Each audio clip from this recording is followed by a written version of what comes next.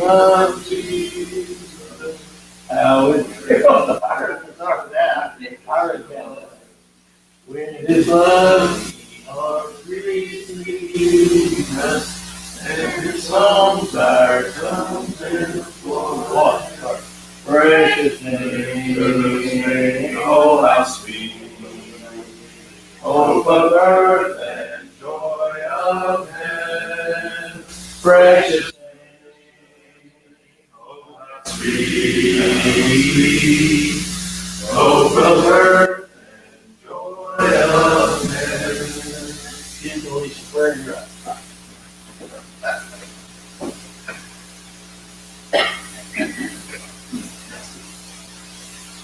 Our Father in heaven, so thankful, pray that we come here today, pray, glorify you, learn by the word, these other Christians, and these other Christians, continue to look to you for our guidance, guide us through this hour, all the rest of the day, bring the lessons for us, so we can walk in the life that God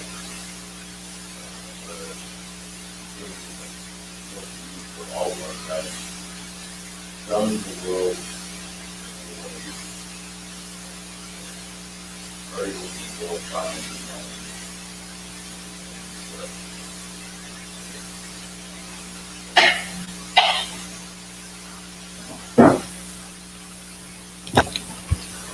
All right, sorry about that. I had a kid meltdown.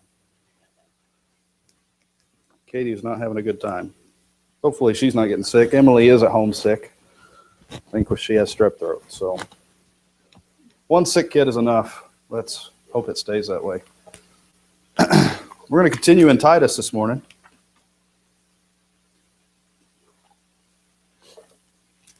We kind of had an introduction to Titus 2 weeks ago. Talked about when it was written, the time period, and who it was written to, possibly where, and things of that nature.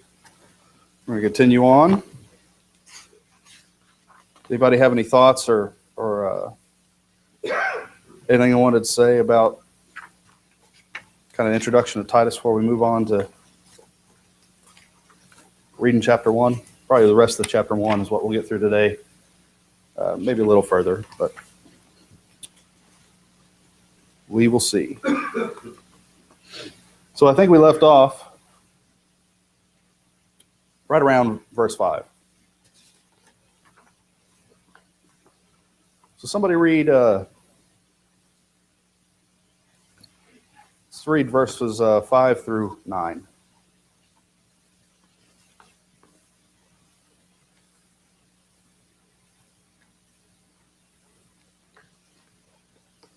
this reading I have read you in Crete, that you should set in order the things on the right. Yep, that's it. This reading I have read you in Crete, that you should set in order the things that are lacking and appoint elders in every city as I command you. If a man is blameless and husband of one wife, having faithful children, not accused of disposition or insubordination.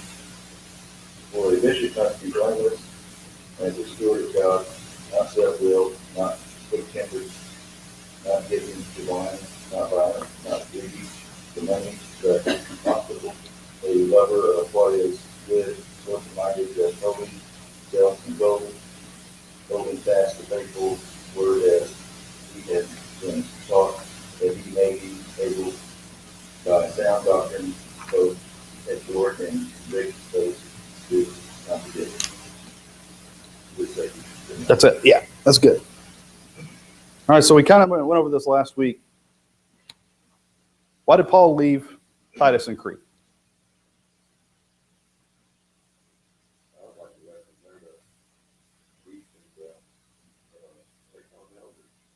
Appoint elders, right?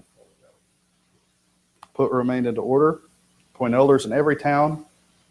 What does that mean?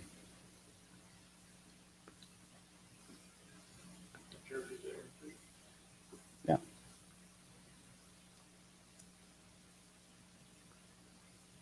So then we go back through some qualifications for elders, right? We've discussed this when we were in Timothy, 1 Timothy.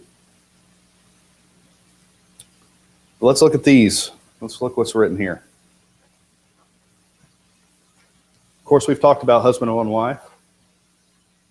Probably spent enough time on that, I think. Children are believers and not open to the charge of debauchery or insubordination. What do you think that means?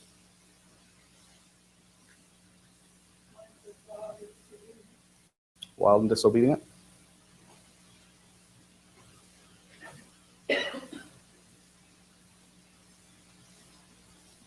There's a lot of, well, what do I say here? Trying to think of the word. Quarreling about what does this verse mean? Try to understand what it means. Does it mean obedient adult children? Of course, how can someone be, Ernie's mentioned this before, once a child is grown and out of the house, how's a parent going to be held responsible for their actions?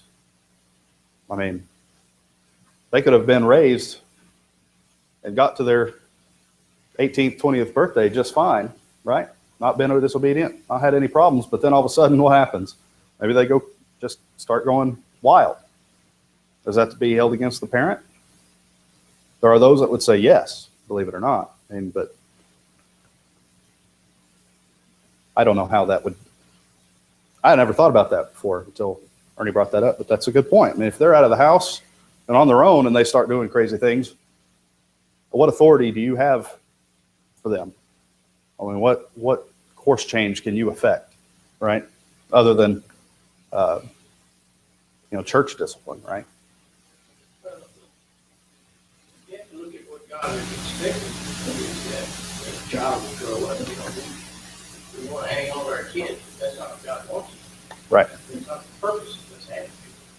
The purpose of this attitude is to teach it about God, His glory, what we're here for, those kind of things. We're preparing them to leave so they can have their own family.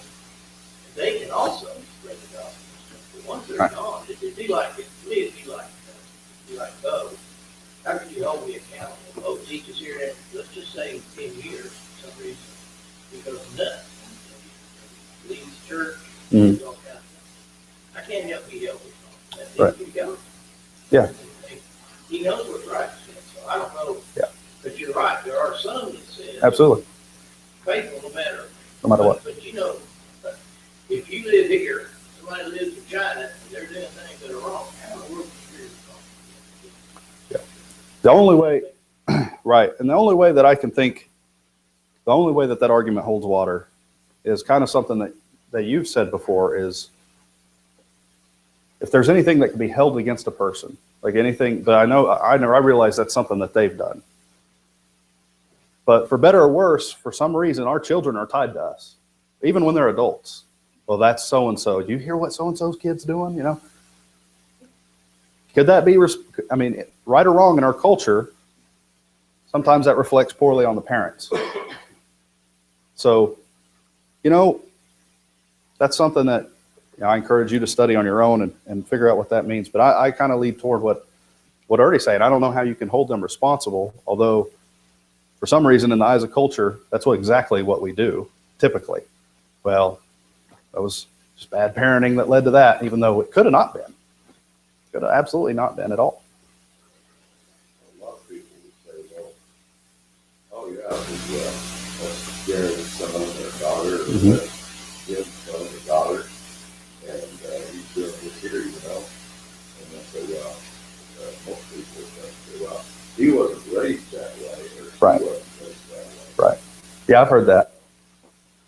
I've heard that all my life. Yeah. So I think it kind of goes both ways there. I definitely have heard that.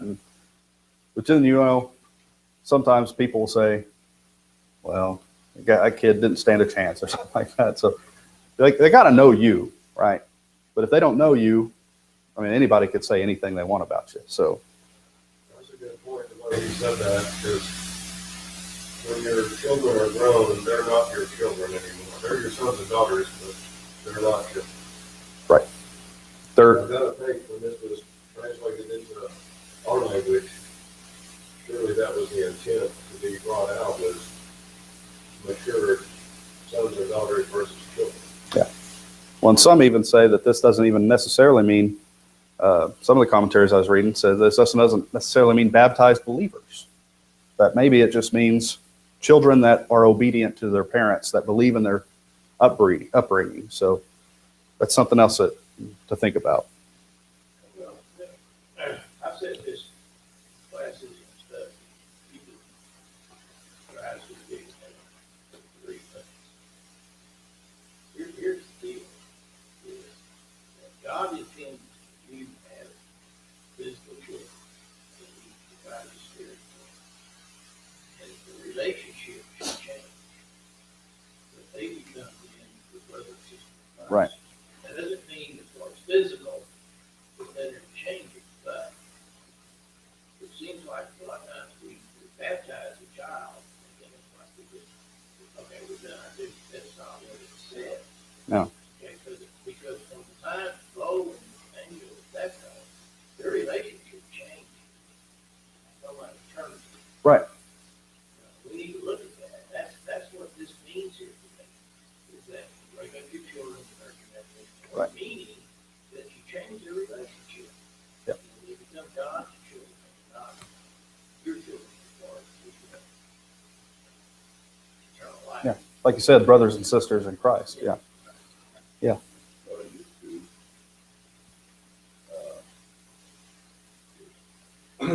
most kids would stay on with the parents, they would do whatever, craft, Mhm. father did, and, they would live in basically the same house, or on the same property.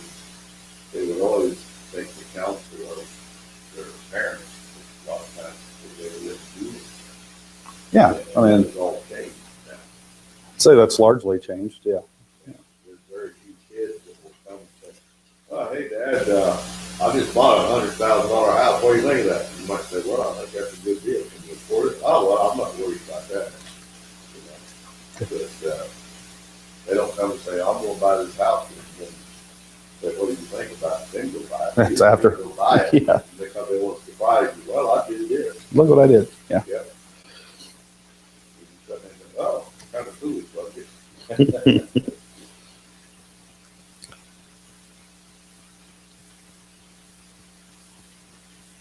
So, yeah.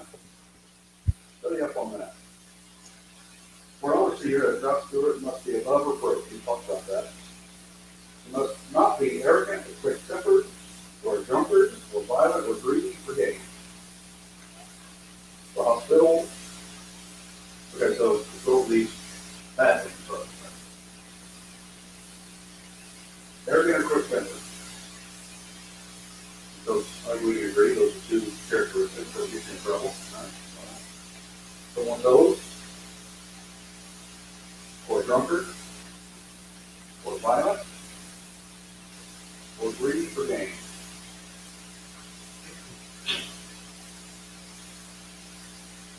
You don't need to talk on those, and that seems pretty apparent that that's not what you want, right? We kind of talked about that too, about greedy for gain, and why you want someone like that in power, because they probably would use it and for themselves. I'm not going to say it's not self-will. Yeah. We don't think it's self. We do, we're trying to go out the game. Get drunk, those kind of things. Yeah, we're trying to- Self-owned. Right. I like it. That's true. Hospitable. Lover of good.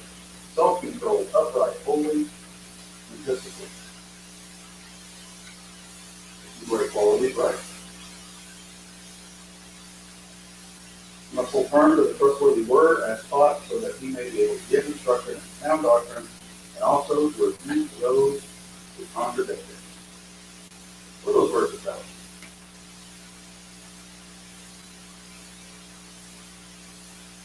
Well, for every verse, the fact particular is actually just that we know how fast to that word. To the word. That's taught. What they let us know? There is a way that's right. That they've been taught. But there's a way that's right and there's a way that's wrong. And also, remember what it says, may be able by sound doctrine. There's obviously doctrines out there that aren't sound. Not everybody's right. Exactly. There's a doctrine that is right, but there's doctrines that are not. Exactly. Is that what the world wants us to do today?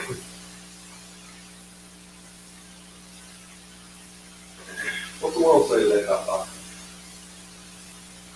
About Many ways to get in there. Pick one. everyone's right. And if you decide you don't like that or somebody makes you mad, just go pick it out. Yeah. Right. Pick your way, right? Whatever way you want to go, that's fine. We can't know truth. There's no absolute truth. How can you read the Bible if that becomes your truth? That's your version. No one can tell you that it's wrong. How dare they? That means it's wrong.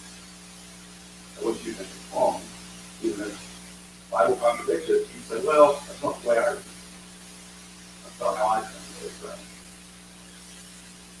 What else are we supposed to be able to do with that?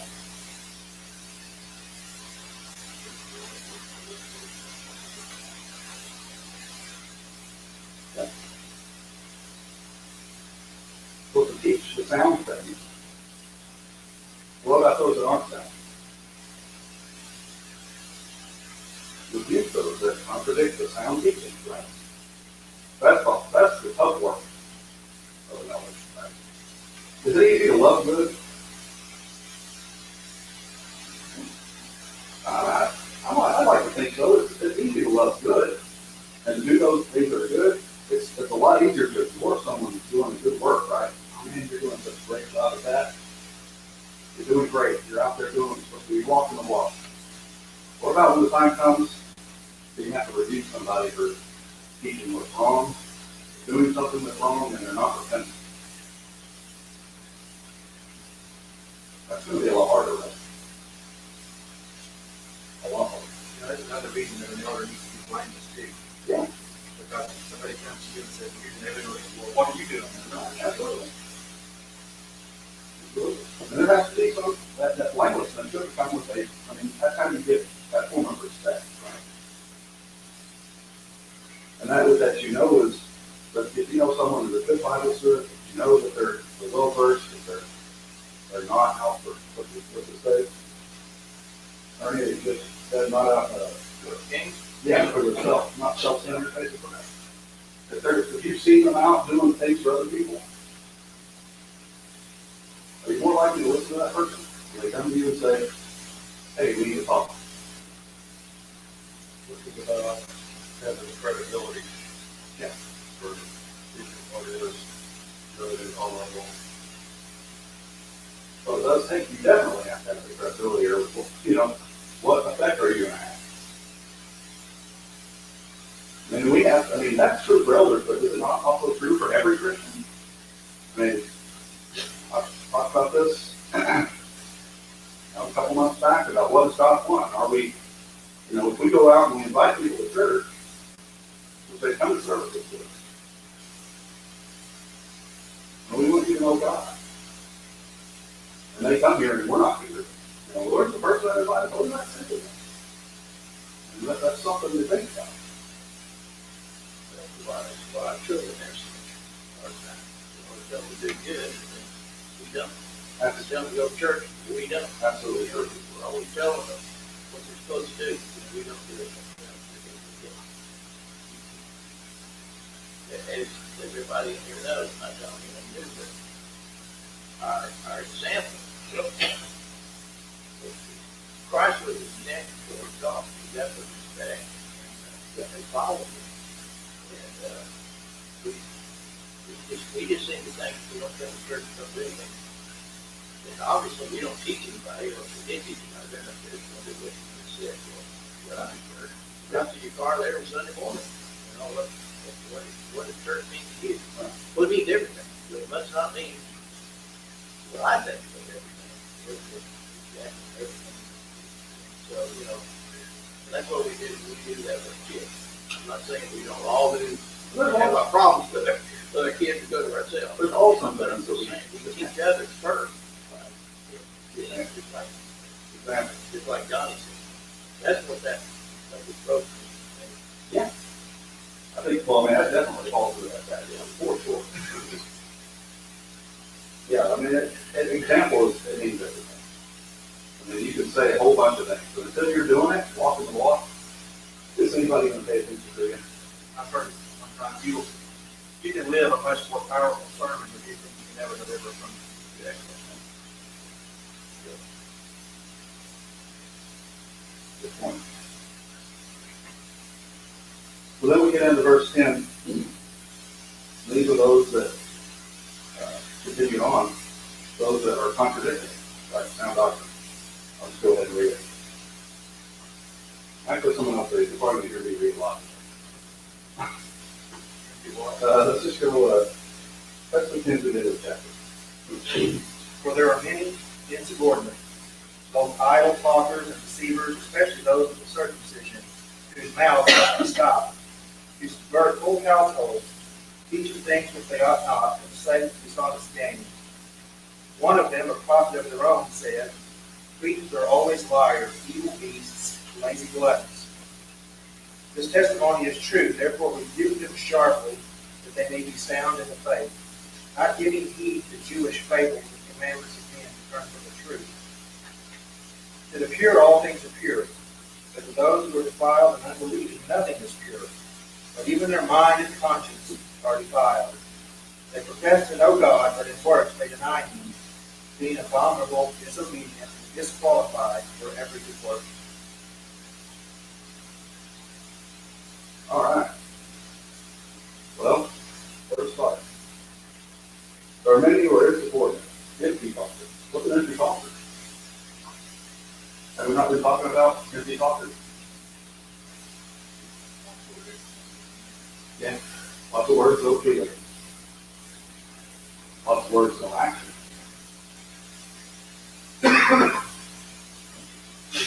And deceivers. Once again, you speak about people that say things and they don't do them, but it means they're deceiving not only who, those that are watching them, but who else? So,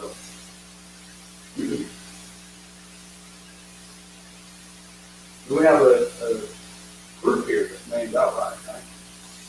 Especially those of the circumcision party. Who is this?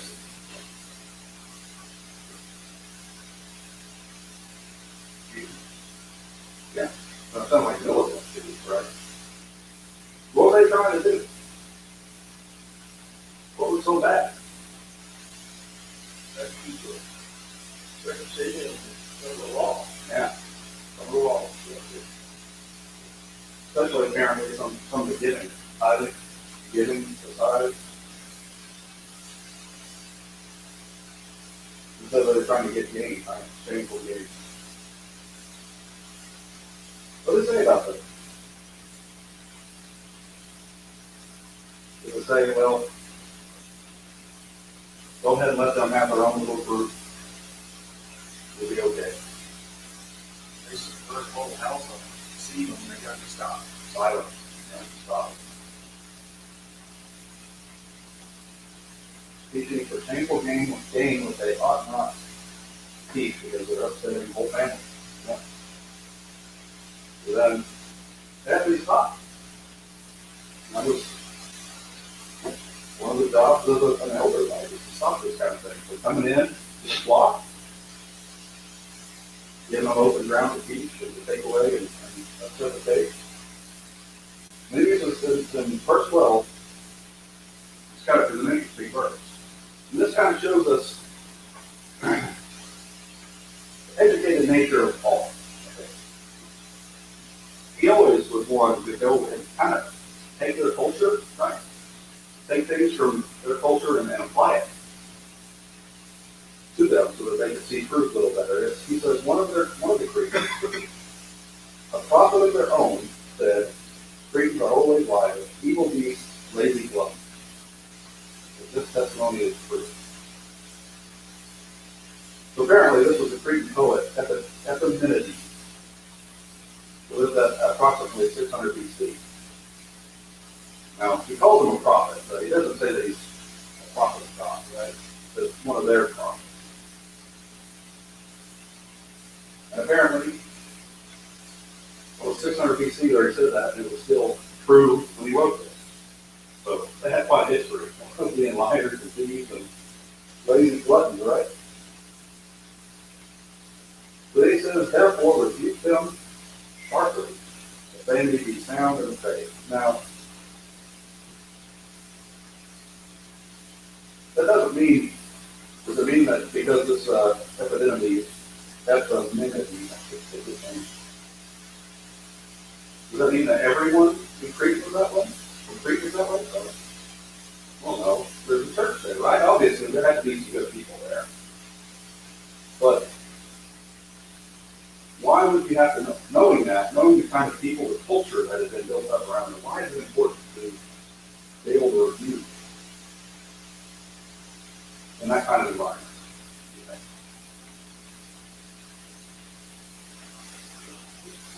Why is it important to be able to review those that are, in the church? Those creatures are gonna be right there in the middle of all That's that, right. hearing all this. Yeah. You need to be able to put their doubts at rest. Bad company corrupts Yeah, good world. good morals, right? That kind of thing. You need to be So able something comes in from the outside, to, you need to be able to counter. right? Stop it, right there. Where is that? Don't let it come in and start to grow. If something comes in from the outside, you're gonna have to be ready to stop it.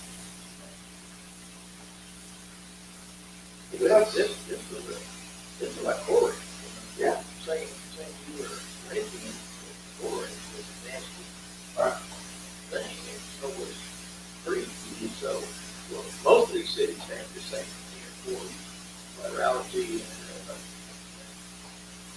gods and stuff. So, this island, I think it's the largest island on that. Yeah, they had cities on it, but the whole thing is corrupt. But so when you go in there, you're talking to corrupt people. Yeah. Whether they were good people or not, they still believed in Their history. Yeah. Yeah. And so, so there was churches set up amongst, it's kind of like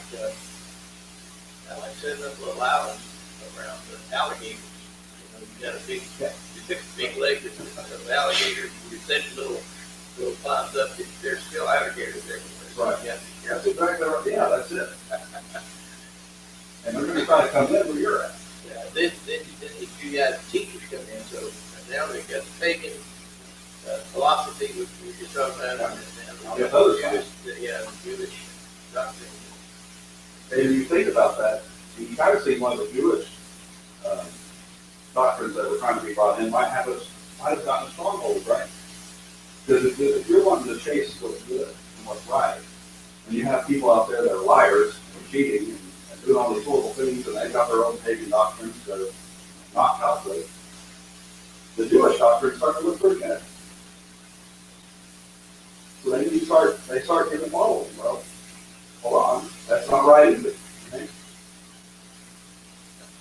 So yeah, kind of see how that would work. And that's what 14 goes on to say, not devoting themselves to Jewishness. It commands people to turn away from the truth.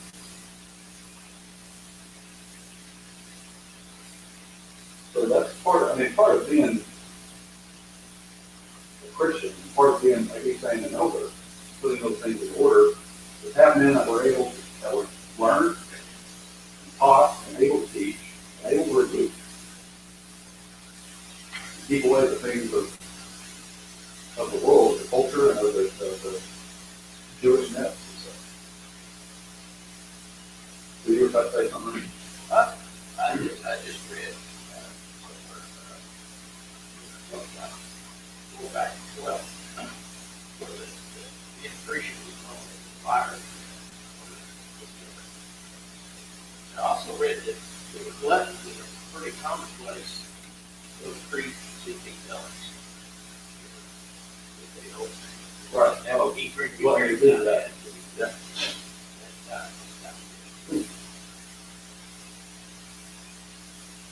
They were known as ladies gluttons. Well, it is, because that whole culture is that way. And they're lying, and they're trying to gain, and they're all about me. It's gonna be difficult to, that seems like a really difficult place to evangelize, and to go out and talk to, because what is their first question gonna be when you ask them, or you bring them about Christ? Kind of like what you were saying in our Revelation class. What's in it for me out there? Well, if it's not physical, what are we going to say? Yeah. Okay. Not interested. But if they could see an opening, take advantage, be on fire, you probably have a lot of that, right? People coming in and trying to make business opportunities of the congregation. And that would probably be a big problem. So then we see 15. To the pure, all things are pure. But to the defiled and unbelieving, nothing is pure. Both their minds and their consciences are defiled. They profess to know God, they deny Him by their works. They are detestable, disobedient, unfit for any good work. Then 15 means, to the pure, all things are pure. But the defiled and unbelieving have to be pure, for the minds and the consciences are defiled. What does that mean? Does that mean that as Christians, whatever we do is okay, it's pure? No matter what we do? Then all things are pure. Would the world use it that way? I've heard that argument. Well, I don't know exactly what Paul had in mind here, but bring me, take me back. Everything I created. And so to us, who are Christians, everything that is pure that God has made, whether it be out of work, all things that God has made pure is pure. Absolutely. Because it's created by God and we're following. So whatever He's given us, we're to receive it as that. Right. Yeah, I think that's a good point. And then also, those minds who are in consciousness are defiled. The defiled and unbelieving. Nothing is pure. What's that mean? Well, I think it means if you have a heart that's, I don't know what you say, cynical maybe, or you just see that everybody, if you're a liar and a cheat, what do you tend to view other people as? Liars and cheats. Right? It's really hard to see the good in other people if you're not good yourself. Right? If you're out and you lie, if you cheat people out of money or for whatever reason, or you go out and somebody's trying to talk to you about something, you're usually going to be wary of them because they're trying to get something. It's kind of a mindset problem. But then they also, in 16, we'll probably close here, while that's being invaded. They profess to know God, but they deny Him by their works. What does that tell us? We go back to example, right? We talked about the example. I mean, if you know God, the works are denying Him by your actions. What does that mean? You don't know God. You don't know God because what does the next sentence say? Worse than you don't know God. You're what? Abominable. That's a good word. Abominable. Not disowning. Detestable is also a good word. And those are strong. That's a strong word there. disobedient, and unfit for any good work.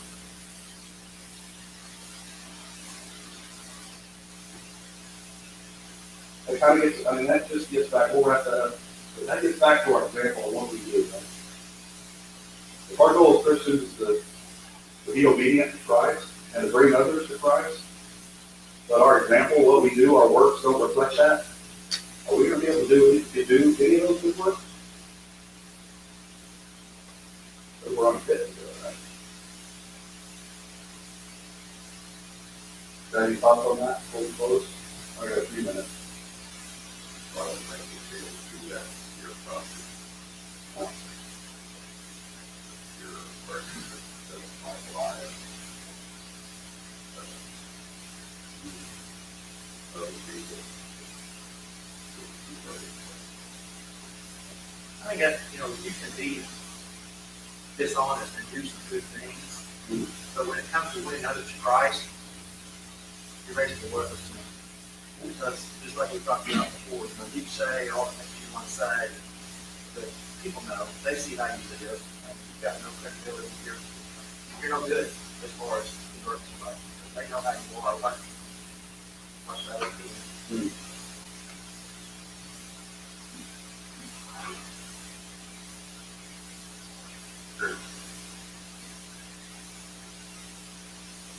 What's that tell us about work? We'll wrap up with that. Are work's important?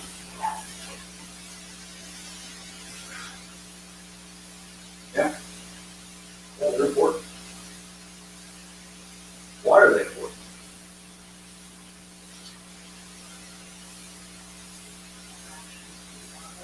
Actions speak louder than words.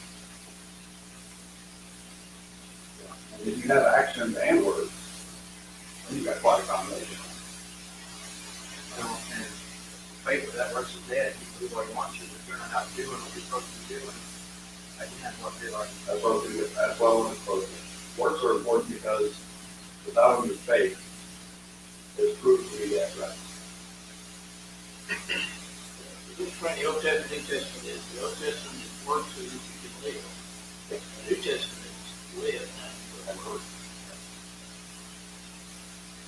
We'll close with that. We'll probably running. Any other thoughts?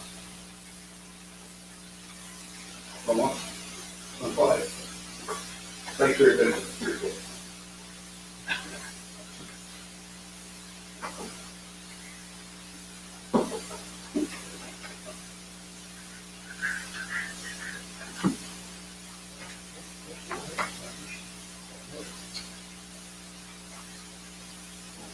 Turned off somewhere along the line. Oh, well. Yeah, well, Chamber's probably going, I'm trying to walk home.